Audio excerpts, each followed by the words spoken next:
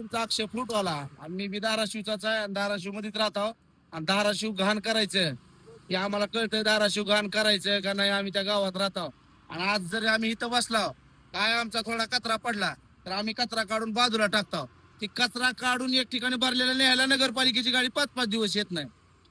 किती दिवस? 5-5 दिवस येत नाही. ह्याच्यात दोष कुणाचा आहे? आमचा आमचा आहे का त्या नगरपालिकेचा आहे? मग घाण होती. फळ विक्रेते म्हणल्यावर तिथं कागद, कचरा, कुडा, पाला, मालाचा झाडाचा पाला असतो पडलेला, ती पडतच असते. यात काही विषय नसते. हा, शहरामध्ये काही एकच ठिकाण नाही की बाबा जिल्हा परिषदच्या समोर आम्ही बसतो आम्ही घाण करतो.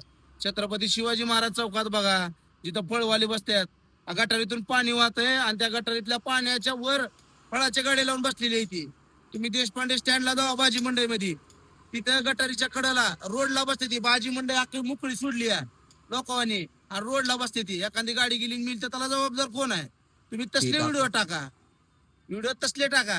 जिथं स्वच्छता आहे, जिथं लोक 2 पैसे पोट भरते ती, तिथं टाकून तुमचा काय फायदा आहे का त्याच्यात? बरं, ह्या लाईनला बसणारी धाराशिव मधली पब्लिक जिल्हा परिषदून फळं नेती, कुणाला आतापर्यंत खराब बेड लागलंय का? कोण कोणाला फसवतंय? अहो, ह्या लाईनला सगळी अधिकारी वर्ग आहे, त्यांच्यासाठी चांगलीच माला असते ती. तुम्हाला दाखवायचंय तर आता रोडची कामं नाही, जरा सांजा रोडला जावा, रोडची काय परिस्थिती आहे बघा. सांजा शिवाजी महाराज चौकातून ते सांजा चौकाच्या पुढे पर्यंत रोड खराब आहे, त्याची बाईट काढा आणि दाखवा रोड किती चांगला आहे का खराब आहे. जे दाखवायचे तेच दाखवा, काही बी दाखवू नका. काय बी दाखवून तुमचं काय तथ्य त्यात होणार नाही. धन्यवाद.